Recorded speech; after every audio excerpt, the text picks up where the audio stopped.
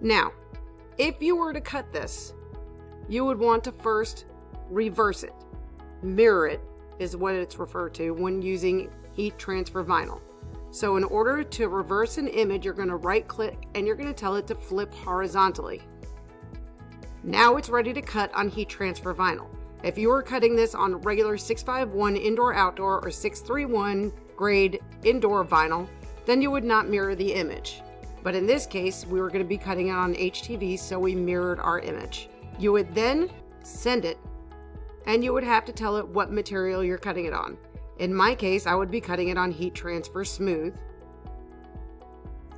And then you can also tell it what tool you're using. I am not currently connected to one of the silhouettes, so it's not going to give me the same options that you may see.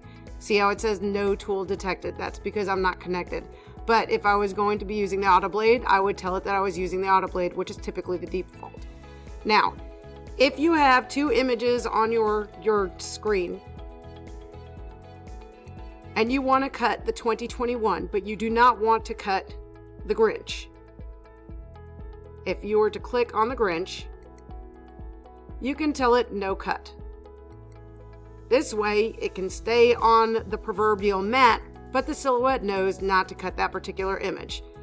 That's why it seems a little bit dulled out, because it's not supposed to cut it. This image, on the other hand, you can see is very vivid because it knows that it's cutting this particular image.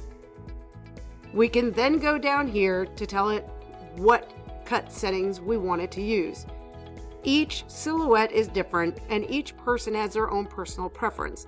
Despite the fact that Silhouette has their default presets, if you're not using the vinyl that it was default preset for, then it's not going to cut your vinyl the right way.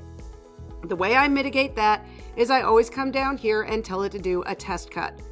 It's going to cut a small triangle inside of a small square, and it's going to be in the upper left corner of your vinyl. If you are able to weed away that square, leaving the triangle without having to fight with it, then you know that it should cut through your vinyl well. Once again, I know my Silhouette. When I get a good test cut, I always increase the blade coming out of the housing by at least 1, and I usually increase my force by about 5, 6, somewhere around there. When you're cutting heat transfer glitter, you'll see that the force is at the highest point that it can get to. So what I typically do, if I get a good test cut, is I will increase the blade coming out of the housing not by 1, but by 2. This way, I feel confident that it's going to cut through my glitter without having any issue. Then you're going to tell it to send. It's going to ask you whether or not you want to mirror the image. If you mirrored the image on your design page, you do not have to tell it to mirror. If you did not mirror it on the design page, what I usually do is I close it out, I go back to my design page, and I mirror it on the design page because I've already got the vinyl on the mat exactly where I want it to cut it.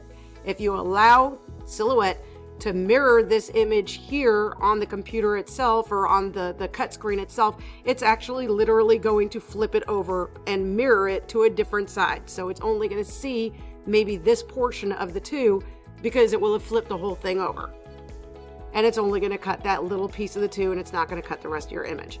So I always tell it to close out. I go back to my design screen and I hit right click and tell it to flip horizontally. And then I go back to my send screen.